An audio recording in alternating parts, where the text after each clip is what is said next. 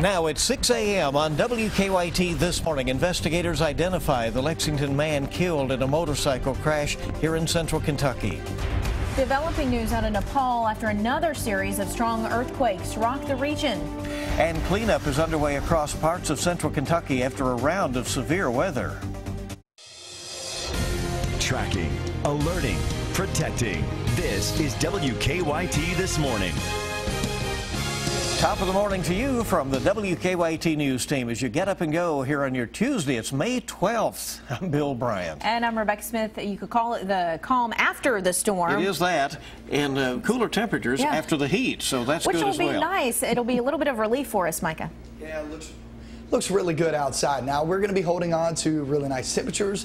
And not only that, but once this front passes through, you're really starting to see and feel those winds gust up 15, 25 miles per hour and also drop that humidity in place too. So we'll be holding on to that as we travel throughout the day. First Alert Defender Live Radar, there's your look. Right now across Kentucky, 62 degrees in Frankfort. That goes for Lexington and also Richmond. By the afternoon, 70 degrees, much, much nicer. And you know what? It doesn't stop here. We do it tomorrow and even the next day too. What about the weekend though? I know it's far away, but hey, these next few days look beautiful. The weekend has some thunderstorms and I'll show you that coming up in a few minutes. Okay, we'll see you in just a bit. Micah, we thank you. And we have developing news this morning out of Nepal. 2 more strong earthquakes have hit the region. The U.S. Geological Survey says today's 7.3 magnitude earthquake was followed by a 6.3 quake. The first hit near the Chinese border between the capital of Kathmandu and Mount Everest. Damage and death reports are just coming in. The quakes come as search teams continue to recover bodies from last month's earthquake that killed more than 8,000 people. We'll keep you updated on that story throughout the morning. Here locally and new this morning, we've learned the name of a man killed in a Woodford County crash. The coroner says 34-year-old Justin Jelensky of Lexington crashed his motorcycle into a telephone pole last night on Old Frankfort Pike. He died at the scene. Investigators think speed played a role in the crash. Despite storms in the area, they say the road was dry at the time. And new this morning, state police are investigating the deadly shooting of an 11-year-old girl and her father. They were found shot to death last night in Hardin County. WKYT's Hillary Thornton is at our live desk with the very troubling details on this. Good morning. Troopers say 49-year-old John Jonas and his 11-year-old daughter are dead as a result of that apparent murder-suicide. Kentucky State Police say around 9 o'clock, the Vine Grove Police and fire departments responded to a call about multiple gunshot victims on Willow Crossing Court. Now, when they got to the apartment, officers found Jonas and his daughter lying in a side yard of a home. Both Kentucky State Police and the Hardin County coroner were then called in to start the investigation. Both Jonas and the 11-year-old were pronounced dead at the scene. Their autopsies are scheduled for later this morning at the State Medical Examiner's office in Louisville. At the live desk, Hillary Thornton, back to you. All right, Hillary, thank you very much. It's 6:03 now on WKYT this morning, and cleanup from yesterday's storms is underway in several places across the Bluegrass region. This morning, the National Weather Service will be in Scott County to survey damage. Yeah, Stamping Ground in Scott County was the hardest hit. This is some surveillance video of the storm as it moved through the area. WKYT's Mark Barber is there live this morning with a closer look at the damage. Good morning, Mark. Good morning, Rebecca and Bill. The National Weather Service will be taking a look at the damage caused by the strong winds that downed power lines and trees and ripped shingles off roofs. The area that was hit hardest here in Scott County, as you guys were just mentioning, was along Highway 227 in Stamping Ground. There, crews worked for several hours last night on Riley Street to restore power to those affected by the storm. Emergency management officials say electrical boxes were ripped off the walls of at least 3 homes in that area. Woodford County is also cleaning up the storm damage this morning. Strong winds snapped 2 trees on Amsden Avenue in Versailles yesterday, sending one crashing onto a house and another one onto the road, blocking it for several hours. Neighbors say fortunately no one was hurt. Now they tell us that once the storm hit, it only took 30 seconds for those 2 trees to come crashing down. Now as for the Scott County damage, the National Weather Service again will be on their way out here later this morning to survey that damage in Stamping Ground. Live in Scott County, Mark Barber, WKYT. Well, in Madison County, strong winds knocked down trees and damaged homes. Tina sent us this eyewitness video from the Kirksville community. One barn had its roof ripped off, scattering debris onto a nearby road. In Richmond, a tree hit a home. Fortunately, no one was home at the time. This tree cracked and broke and crashed into the house extremely fast and smashed into that house right there. Despite the damage, no one was hurt because of the storms. Well, do not forget, you can always track severe weather even when you happen to be away from your TV. On WKYT.com, you can take control of an interactive First Alert Defender zoom right up into your neighborhood. You can also download the WKYT First Alert Defender radar app for your iPad or your smartphone. Now, your zone-by-zone forecast with meteorologist Micah Harris and First Alert Defender.